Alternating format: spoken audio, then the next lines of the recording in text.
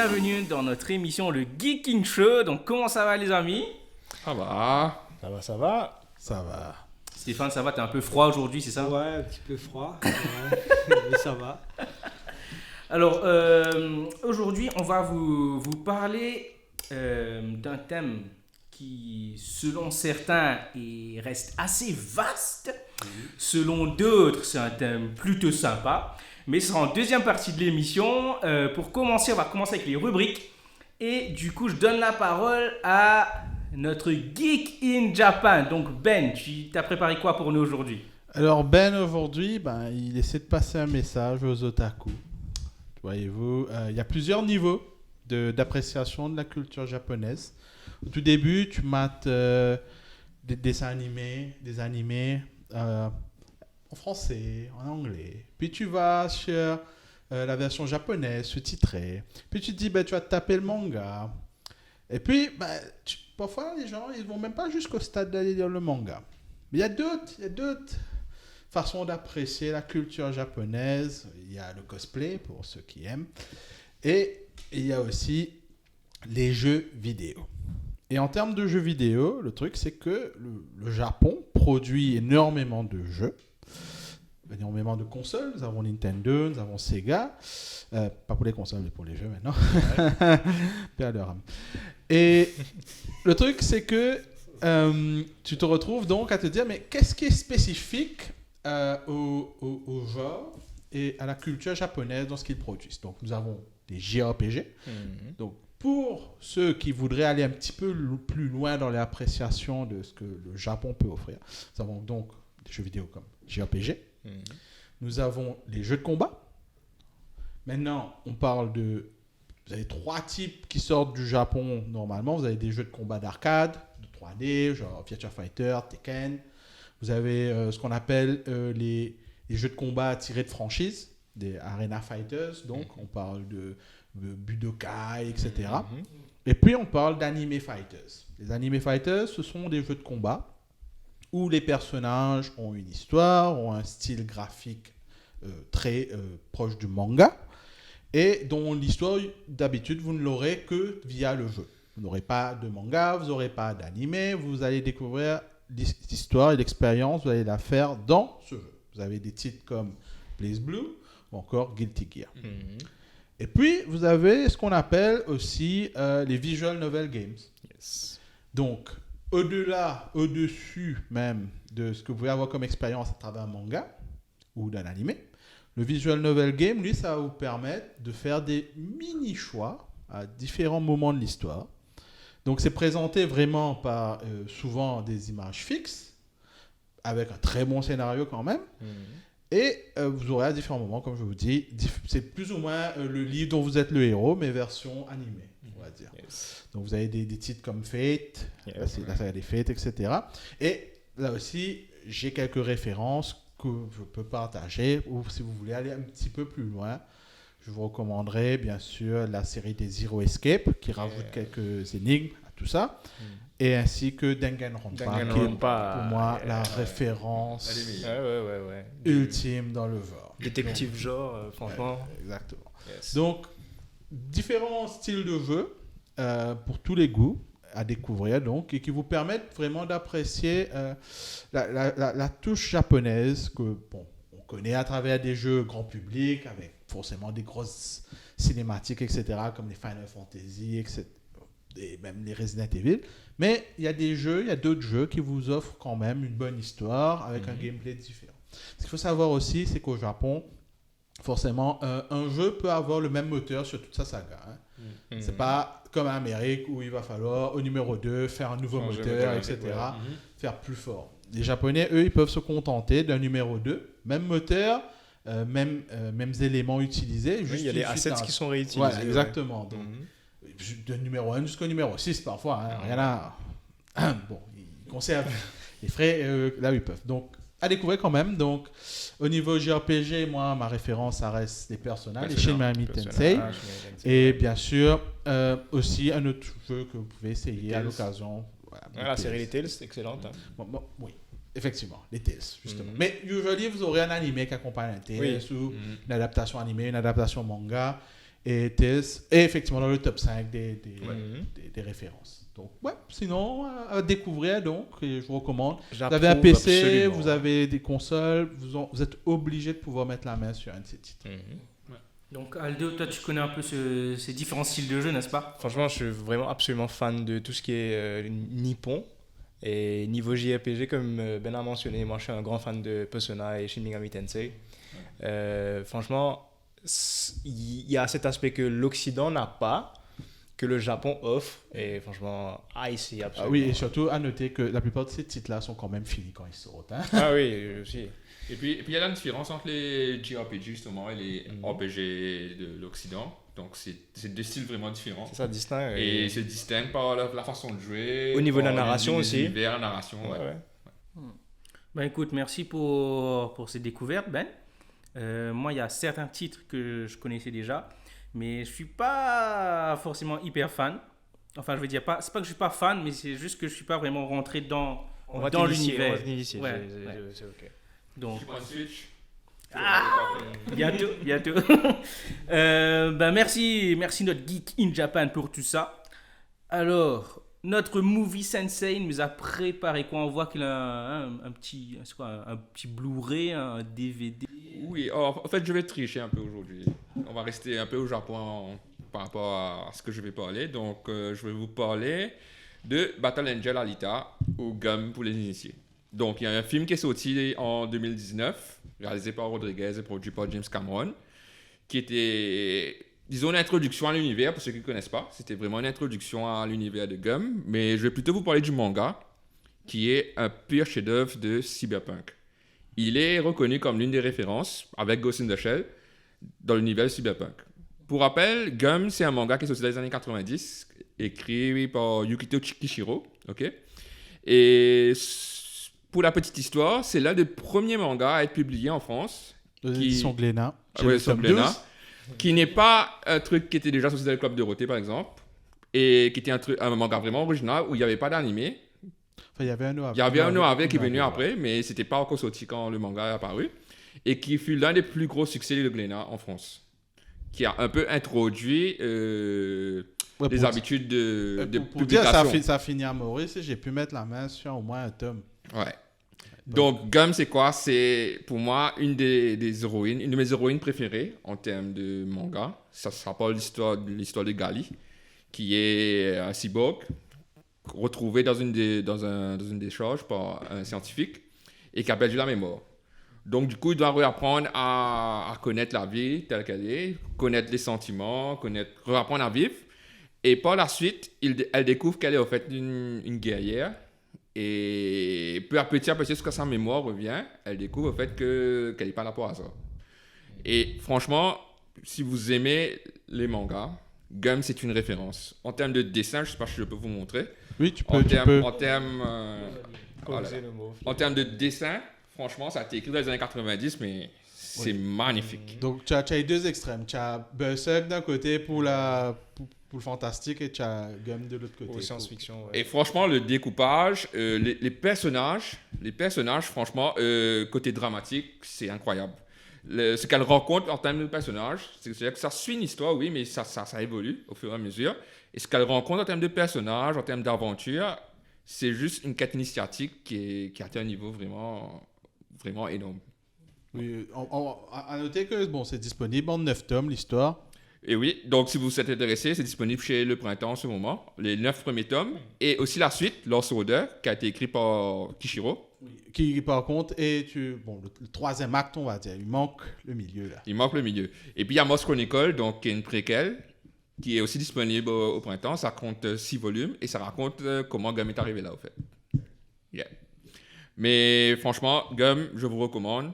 Un de mes préférés. Une des meilleures héroïnes de tous les temps en termes de manga. Et un sacré OAV aussi, une sacrée OAV. Ouais. Un peu court. Ça introduit l'univers, je trouve, mieux que le film. Si on veut. Mais par contre, le film ne démérite pas parce que si vous voulez découvrir un beau petit film de science-fiction, assez bien foutu, le casting est excellent et surtout Rosa Salazar en tant que Kaita, elle est juste parfaite. Ouais. Elle a cette allure de poupée, mais Deadly on Deadly, hein. voilà. Donc le Battle Angel en lui-même. Voilà.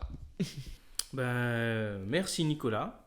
On va accepter pour aujourd'hui que tu t'es un On aurait pu parler un peu plus du film, C'est vrai. dire comment j'ai attendu ce film-là toute mon enfance, En fait- mon en fait- adolescence. En fait, l'histoire du film, c'est que James Cameron avait ce projet depuis les années 90. Ok, et c'est lui qui devait adapter Battle Angel parce que c'est son manga de prédilection. Enfin, C'est- techniquement, c'est Guillermo del Toro qui lui a filé l'OAV ou un truc comme ça. Ouais, et puis là, il a découvert le manga, donc c'est son animé, son manga de prédilection. Mais du coup, il a tourné un peu en rond autour du pot.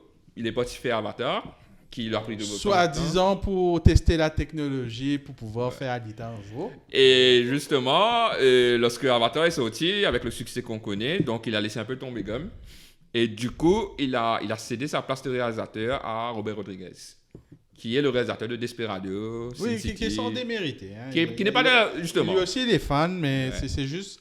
Il manque juste un aspect sale au film. Que le manga apporte et que le film n'a pas. Le film est trop propre, au fait. C'est ça. Ouais. On voit pas pourquoi ils veulent quitter Et ça. certains événements sont un peu vite expédiés dans le film. Quand tu lis le manga, certains événements comme le Motorball, bon, ceux qui connaissent savent déjà de quoi je parle, qui est trop vite expédié dans le film. Et alors que dans le manga, c'est un des moments forts du truc, au fait. D'accord. Ok. Merci Nicolas pour tout ça. Alors, le prochain sur la liste, Monsieur Rock, nostalgique. Ah, bon. Ouais, bon. Donc aujourd'hui, je vais retourner un petit peu dans les années 80. Surtout quand on vient d'apprendre le décès de Raoul Mekovin. C'est pas n'importe qui. Pour ceux qui ont grandi un petit peu comme moi dans les années 80, c'est le Monsieur Tunique Bleue. Donc il est décédé, je crois, il y a quelques temps de cela, au début du mois d'août. Donc c'est le Monsieur Tunique Bleue qu'on suivait un petit peu parce que ma génération à moi, c'était la génération Spirou. Et Spirou, voilà, j'ai emmené un album qu'on peut toujours avoir, je crois, chez Le Cygne, qui fait toujours venir. Chez le printemps, il y en a des Spirou. Ouais, mais Le Cygne fait toujours venir les Spirou. J'ai une belle collection à la maison. Covin, c'est le papa des Tuniques Bleues, pour ceux qui connaissent, le sergent, le caporal Blutch et le sergent Chesterfield, donc les Tuniques Bleues, voilà un des albums. Ça aussi, j'ai une très belle collection à la maison. Et pour les plus jeunes, c'est le papa de Cédric. Ouais, voilà un autre album que... C'est pas ton papa, non? C'est pas ton papa. Hein. Alors, il a écrit Cédric, Les femmes en blanc, Les Psys, Samy, qui est une petite incursion dans la mafia américaine à l'époque, Al Capone, ouais. avec Al Capone et tout. Et bien sûr, l'agent 212. Il y a d'autres encore, comme Natacha, je crois, hôtesse de l'air, si je ne me trompe pas. C'est l'équivalent belge, si vous voulez, de Goscinny. Ouais, c'est l'équivalent belge de Goscinny. Il a été fidèle aux éditions Dupuis depuis ses 50-60 dernières années. Il participe bon, pour ceux qui lisent un petit peu Spirou, je parle bien sûr du magazine qui sort toutes les semaines. Il participe à pas mal de petites bandes, bandes dessinées d'ailleurs, mais c'est le thème. Donc il a disparu et je trouve dommage que quelqu'un comme ça qui pour moi est peut-être l'équivalent de Goscinny, parce que tout comme Goscinny, il est dans quelque chose qui n'est pas facile, qui n'est pas évident et qu'on retrouve difficilement dans d'autres supports papier, c'est faire rire. Mais nous sommes d'accord sur une chose, c'est que dans tous les arts, quand je dis les arts, je parle de théâtre, de cinéma, de ce que vous voulez, le truc le plus difficile à faire, c'est faire rire. Et peu importe le nombre d'albums qu'il a écrit, on retrouve toujours un certain plaisir à le relire. Et c'est toujours avec un sourire, avec un rire, parce que les Tuniques Bleues qui sont à peu près maintenant, si je ne me trompe pas à la maison, j'ai à peu près la moitié d'une quarantaine des Tuniques Bleues. Ouais. Et c'est toujours pareil. Hein, on ne se lasse pas de ces BD-là. Je trouve un petit peu dommage que la génération actuelle délaisse un petit peu ces BD traditionnels pour aller vers d'autres supports qui n'est pas mal non plus, mais quand même la BD belge, la BD française, d'abord vous voyez c'est toujours très joliment présenté, album en hardcover, ça fait toujours bien dans la Par bibliothèque. contre, c'est arrivé le prix a grimpé pour ces Oui, albums, oui. hein. Le prix a grimpé, Les ouais. prix varient Bon, selon... c'est encore 10 euros techniquement. Ouais, mais seulement à Maurice, À ça Maurice. varie entre 450 et 600 C'est roupies. 100 roupies, ouais. Quand... 10 euros, 12 euros, c'est encore. Mais quand même, 800 euros, quand tu veux acheter disons un Blake et Mortimer, c'est dans les 800 roupies, dépendant de la collection. Les Astérix aussi pareil, dépendant de la collection. Il y a deux types de collections. Donc vous avez les collections comme ça, donc dans le format A4. Et puis vous avez des collectors qui sont soit un peu plus larges. Et puis il y a aussi les versions qui sont en papier. Là. Tu as parlé Oui, de ça hardcover. c'est un peu plus rare. Donc pour ceux comme moi qui ont connu la bande dessinée dans les années 80, on avait principalement les bandes dessinées, pas comme ça, mais couverture, mais cartonnées. Cartonnées, tu sais, assez souple là. On avait plutôt ça. C'est plus fin 80, début 90 que à l'époque, vous aviez Alot, Trèfle. Ah oui, Alot, c'était Alot, la Trèfle référence. et Le Cygne à Rosil qui faisaient venir ces bandes dessinées.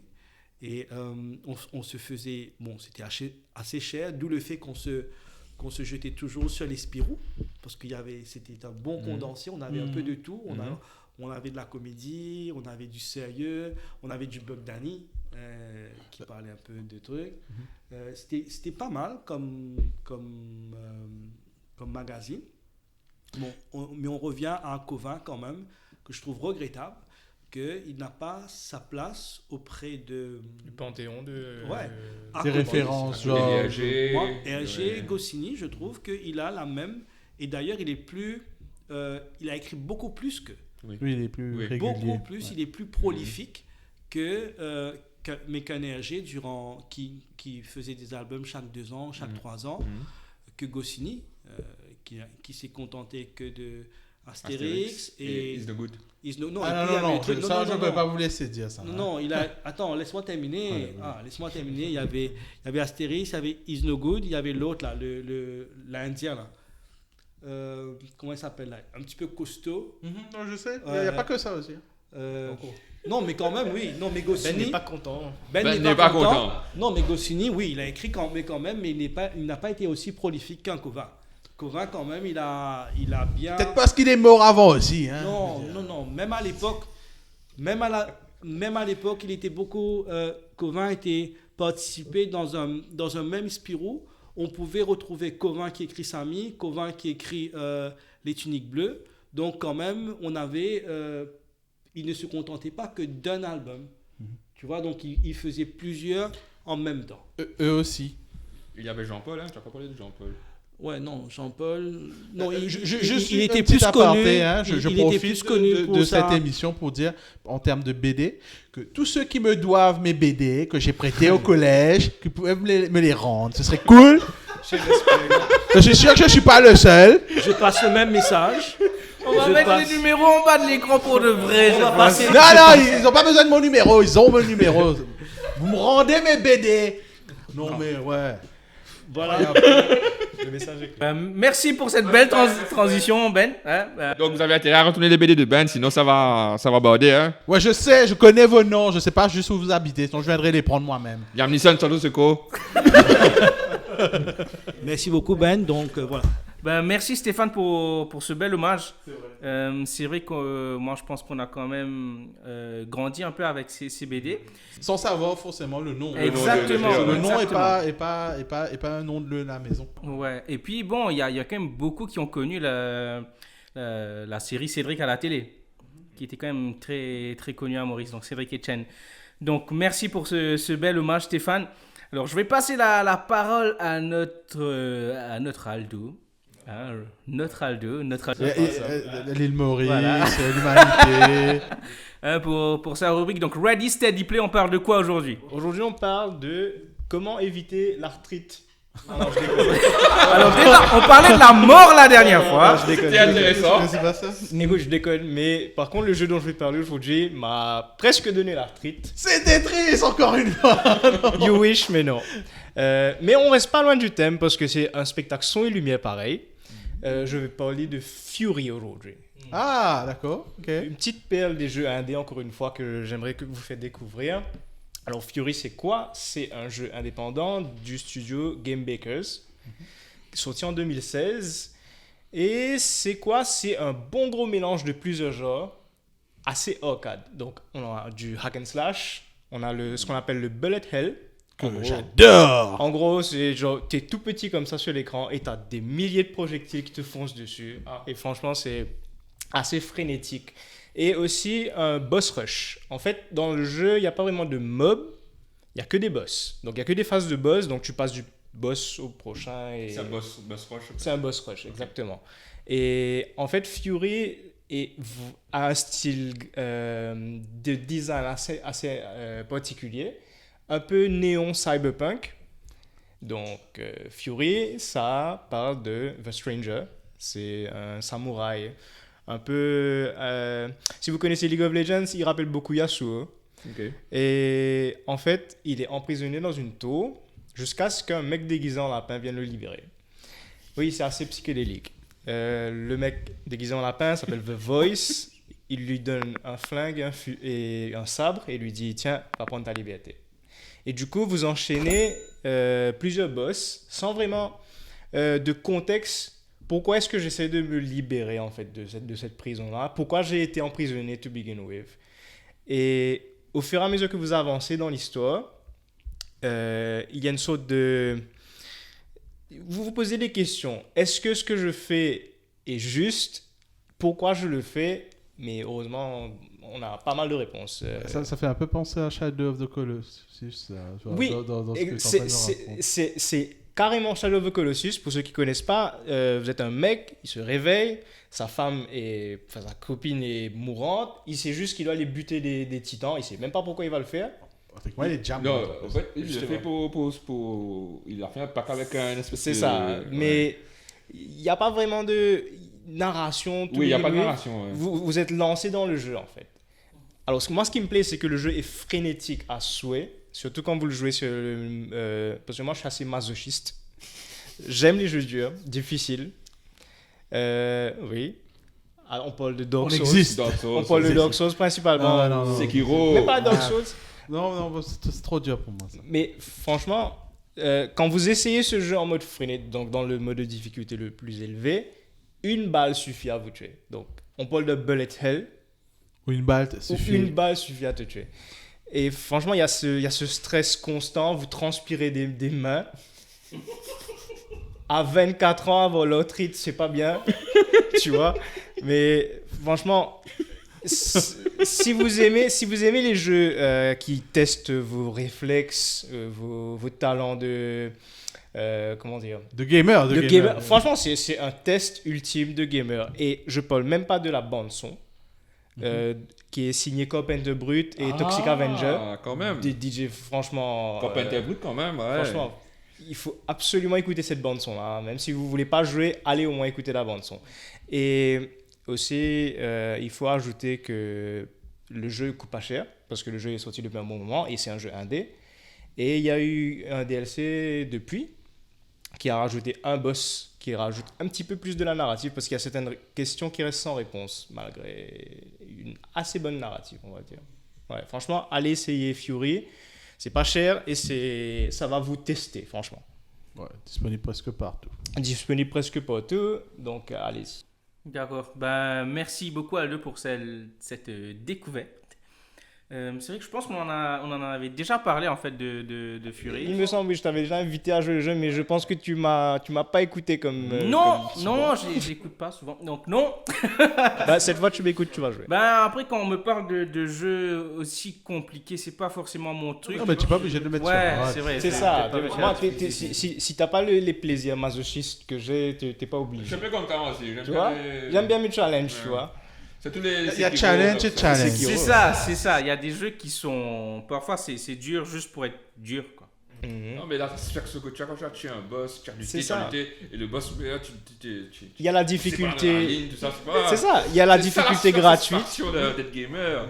Il y a la Après, difficulté gratuite. On en reparlera une autre fois. Non, mais je dis, il y a la difficulté gratuite où on augmente les dégâts que vous prenez. Mais là, c'est si vous échouez, c'est ta faute. C'est pas la faute au jeu. Donc, à toi de voir maintenant. Donc pour notre deuxième partie de l'émission, nous allons parler d'un thème qui a fait un peu de débat juste avant. Donc aujourd'hui, on va parler des vilains, donc des méchants et de nos méchants favoris, tout support confondu. Donc, on va commencer par Nicolas. Donc Nicolas, qui tu nous présentes aujourd'hui? Je pense qu'elle était présente depuis le début de l'émission. Elle était là depuis le début de l'émission, donc pour moi, l'une des plus belles créatures du cinéma, l'une des plus vicieuses aussi. On peut considérer comme un vilain parce qu'il n'y a pas de rédemption. C'est le xénomorphe, l'alien. Yeah. Donc, créé par. Il y a deux personnes qui ont contribué à créer la créature elle-même. C'est Dan O'Bannon, qui a écrit le scénario du premier Alien, et H.R. Giger, qui a contribué à designer cette magnifique créature que vous voyez. Donc, l'alien en lui-même, il est vicieux lorsqu'il naît. Donc, ceux qui ont vu Alien savent déjà comment un alien naît. Donc, le facehugger, qui s'agrippe à l'être humain, et puis tu as le chestbuster qui. Ah oui. Avec la tripa et tout. Sublime ça. Sublime séquence qui fait Ouais, toujours ouais, son ouais. effet aujourd'hui dans le premier Alien. Et même lorsqu'il meurt, il tue des gens parce que son corps est rempli d'acide. Donc c'est perfect killing machine. Perfect killing machine, ok? Qui a été une des créatures les plus populaires du cinéma, on va dire. Qui est tout aussi bien adapté en jeux vidéo, En jeux vidéo, comics, en BD, en short movies. tu short vois. movies. Et pour moi, franchement, les deux premiers Aliens, surtout celui de James Cameron, qui est l'un de mes favoris, ils ont pu transcender. Par exemple, le premier Alien, c'était un film d'horreur, c'était un huis clos, une maison hantée dans l'espace.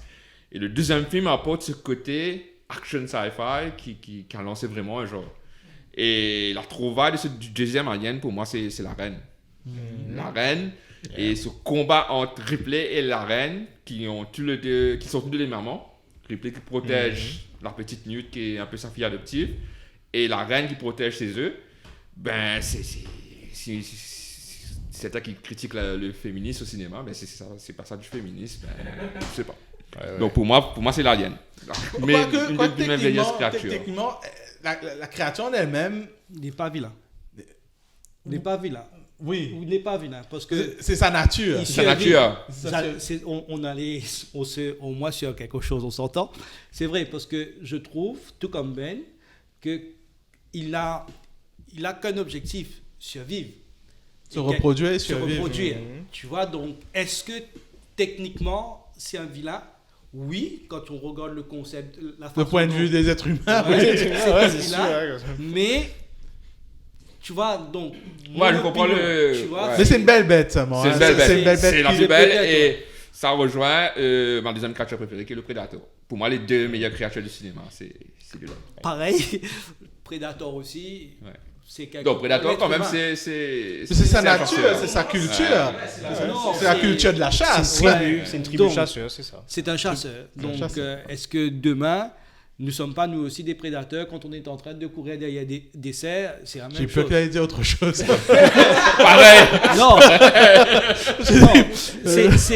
c'est deux bons choix de personnages des années 80, enfin fin 70 pour Ça, c'est celui-là. ça, 70, c'est là, c'est Fin 80. 70, c'est Predator qui a marqué quand même toute une génération. Ouais. Et aujourd'hui, on est toujours en train de faire le Alien vs Predator. Je crois que ça va être sur le troisième. Et il y a les jeux aussi autour. Il y a le jeu aussi autour.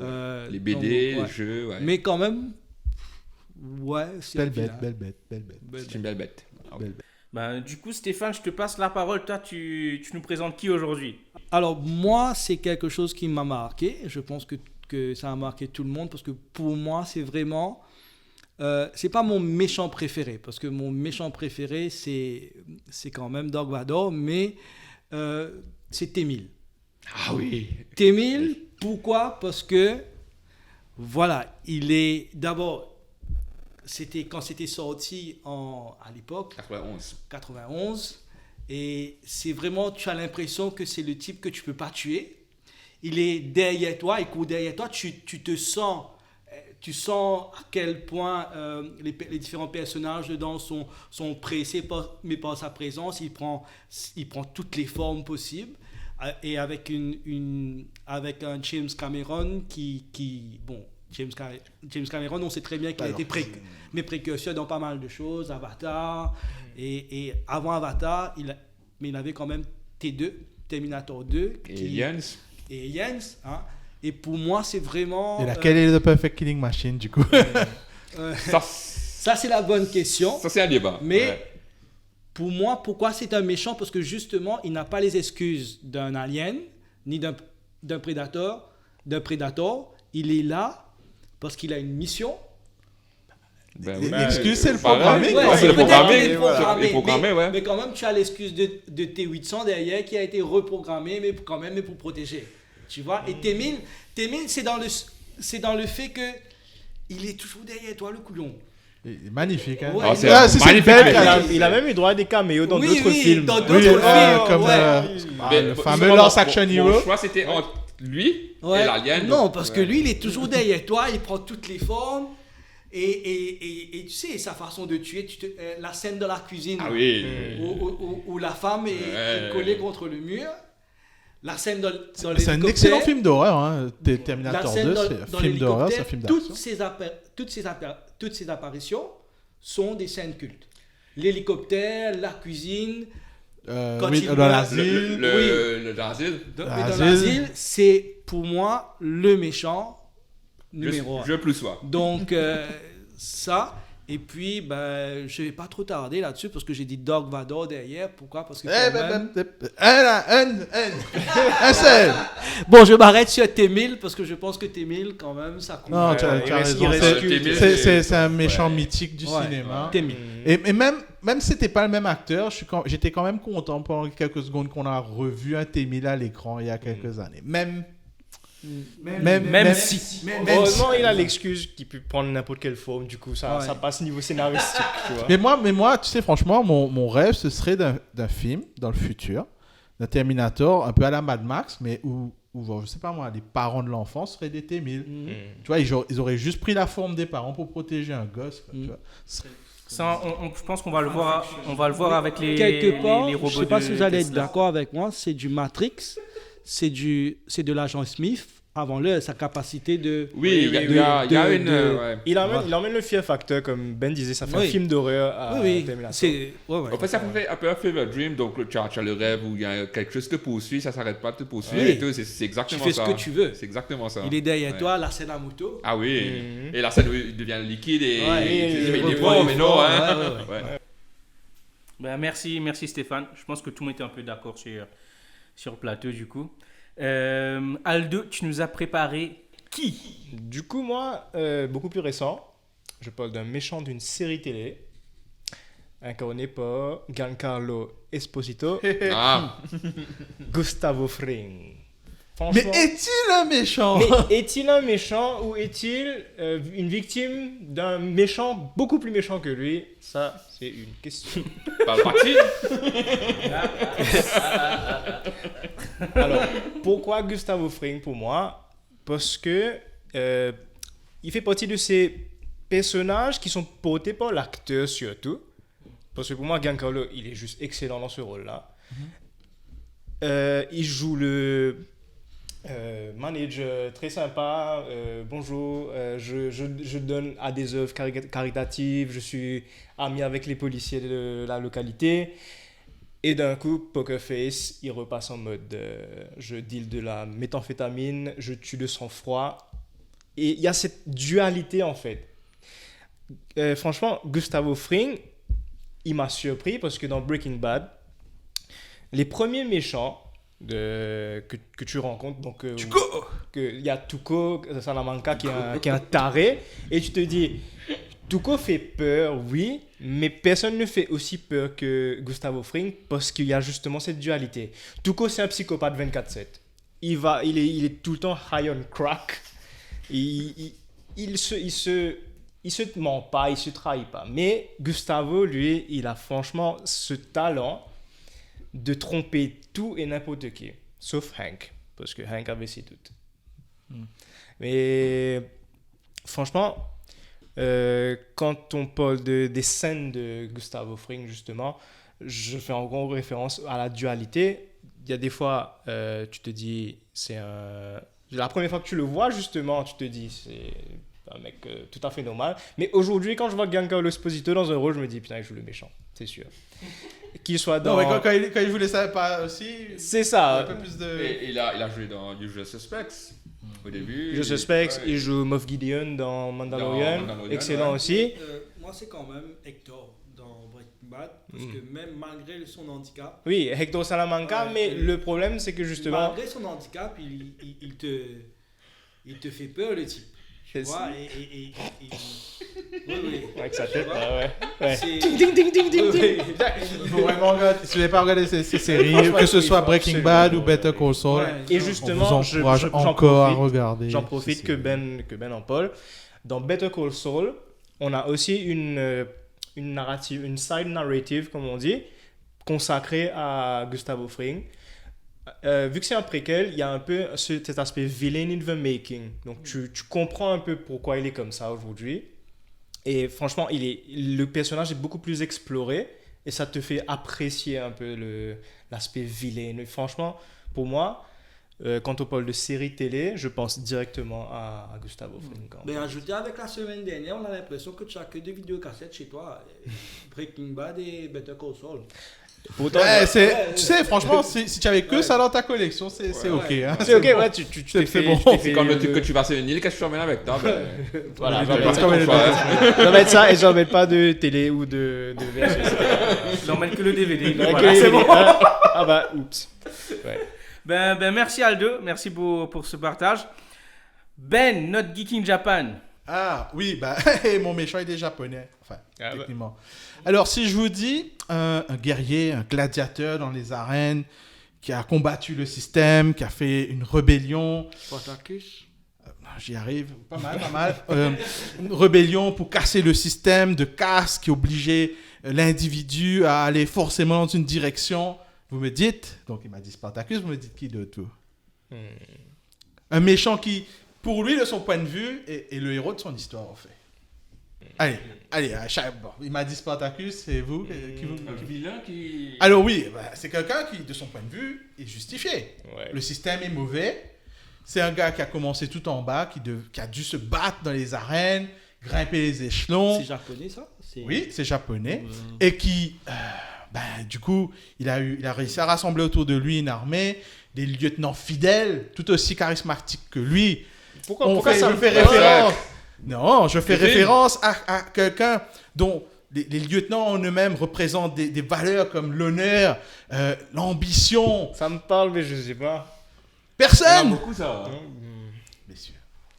Représenté au cinéma, à la télé, dans les comics, dans les jeux vidéo, je vous présente... Megatron. Ça, c'est du méchant. Ça, c'est pour moi la référence du personnage qui, tout comme Dark Vador, peut être gentil, peut rejoindre les Autobots, peut décider que, non, les Decepticons aujourd'hui, il y en a marre, il ne faut pas quand même assevelir tout le monde. C'est le gars qui est capable d'être représenté avec une voix d'un acteur connu, tout comme d'un inconnu, et qui toujours va être tout aussi efficace dans ce qu'il est, dans ce qu'il représente, et dans n'importe quel design qu'on va le présenter, il a toujours de la gueule. Donc, Megatron, pour moi, c'est ma référence. C'est un vilain, comme je vous dis, comique, ciné, dessin animé. C'est pas japonais, bon. Si, le voix est japonais. Le dessin animé est japonais. Le concept, l'auteur... Fun fact. Auteur, effectivement, il a le caractère design était déjà japonais aussi. Donc, techniquement, c'est que le fait de mettre le nom Megatron et de mettre l'histoire Autobot contre Decepticons qui est américaine. techniquement. Ok. Très américain, ça. Mais si je dis le jouet en lui-même, Ouais. japonais. À la base, c'était un Walter PPK, genre un fusil de Man from Uncle qui avait été adapté en jouet pour le marché américain. Donc, ouais, Megatron, Hugo Weaving pour le. Men from Uncle Napoléon Solo au départ. Là. Ouais, le fusil Ouais, là, excellente c'était. performance du Go. Ouais, Weaving, ouais, hein. ouais. Robert Vaughn. Ouais, très bon film. Donc, ouais, Très Megatron bonne pour série. moi, référence. Un homme, mais comme je vous dis, même ses lieutenants, Starscream. Starscream. Même si les noms sont iconiques, justement. ouais, y a pas c'est de- ça, c'est Soundwave, c'est Shockwave, c'est des gars. C'est des gars balèzes, quoi. Tu vois, Ils font les du bruit. Decepticons, Moi, c'est pas. un de mes Transformers préférés, c'est Starscream en fait. Ouais, ben, t'as raison. Et Starscream n'a de valeur que quand Quand Il est à côté. à côté de Mais Megatron. les- Et il a même Les inspiré acolytes, différents. là, les acolytes de Megatron, je trouve dommage qu'on n'a pas su les exploiter au cinéma. On présente que Megatron, mais derrière, tu n'as pas. Starscream était pas mal dans le Ouais, premier, Starscream mais était pas même mal, lui, là. il n'a pas eu un Non, très c'est bon rôle dans pas, c'est cette pas le film. rôle qu'il a Non. dans le dessin Ouais. animé ou dans les BD. Tout ça. C'est que dans le premier film vraiment qu'ils l'ont fait, Ouais. qu'ils l'ont fait Je vais menaçant. chercher suffisamment. le Mais, héros, machin. mais ce qui est intéressant aussi, c'est que tu as son autre forme, Galvatron, quand il va changer d'apparence. Et puis tu auras aussi le descendant, Megatron même, dans Beast Wars. Donc il inspire en plus ceux qui viennent après lui. Donc pour moi, trifecta, quoi. Megatron. Ben, merci Ben. Moi, je vais vous parler de quelque chose qui est un peu plus récent. Je pense que le manga il s'est terminé cette année. Allez, Ben va savoir. Ça sent le Demon Slayer, là. Je sais Le pas pourquoi. animé est pas encore fini. Ça sent le Demon Slayer encore. La deuxième partie de la dernière saison était annoncée pour 2022. Ouais, ça Demon Slayer. Ça sent toujours Demon Slayer. Ouais. C'est Michael Et ce Jackson. n'est pas Demon Mais Slayer. ce n'est pas Demon Slayer. Non, Jujutsu. c'est Attack on Titan. Ah, Ah, je vois à qui tu veux dire. Ah. Mais est-ce que c'est spoilé pour certaines personnes? Je sais pas. Ben écoute, le manga est fini depuis longtemps. Il y a des spoilers partout sur Internet. Et puis même dans la deuxième partie tu Ouais, de vois quand l'anime. même la direction que pour moi, Eren, C'est un gros bâtard. c'est pour moi Eren Yeager. un vrai méchant. Il y a eu beaucoup de débats en fait sur Internet qui disent que non, Eren il est gentil. Non, Eren, mais mec, quand quelqu'un veut faire un génocide, il n'est pas gentil. Il n'y a rien qui peut justifier J'ai de aussi. tuer tout le monde juste parce que pour moi j'ai raison, j'ai envie de sauver ces personnes-là, donc je bute tout le monde. Donc en fait, ce qui est intéressant aussi avec Eren, donc pour ceux qui ont lu le manga et même dans l'anime, je trouve que c'est quand même bien fait. C'est l'évolution en fait du personnage. Donc depuis qu'il est petit et puis il devient adulte et comment est-ce qu'il se transforme en méchant en fait, en vilain. Et pour moi, c'est un personnage qui est... En fait, il a beaucoup de charisme. Et c'est pour ça qu'il réussit du coup à rassembler un peu toute sa petite équipe autour de lui. Mais- Enfin, autour de lui, je sais pas. ça. Enfin, c'est plus que... Pour moi, c'est pas vraiment le héros C'est de des l'histoire. fanatiques. tu vois. Moi, je fais partie de ceux qui pensent que dans la guerre, il n'y a pas de méchant, il n'y a pas de gentil, il n'y a pas de vilain, il n'y a pas de héros. C'est chacun son pour camp, ça, ouais. tu vois. T'aurais commencé Gundam, toi. Je suis d'accord sans être d'accord parce que quand même, je sais pas si tu as vu si tu as lu le manga jusqu'à la fin ou pas, mais il y a, enfin, Eren, c'est vraiment, pour moi, c'est un vrai méchant. Je suis d'accord. Il y a pas Il y a ce des gens terme-là. qui sont encore fans du personnage. Et pourtant, ces gens-là, ils ont lu en plus le manga jusqu'à la fin, donc on sait ce qui se passe. Là, je ne vais pas spoiler, mais c'est un vrai bâtard, quoi, Eren. Donc, pour moi, c'est pour cette année à 2021, ça reste un de mes vilains préférés. Et c'est aussi parce qu'il y a quand même cette évolution, en fait, où tu vois vraiment le personnage qui se transforme, qui change. Puis bon, ben, c'est voilà. Ouais. Voilà. Non. Ouais. que des beaux bâtards. Best Battle, Bastards Awards.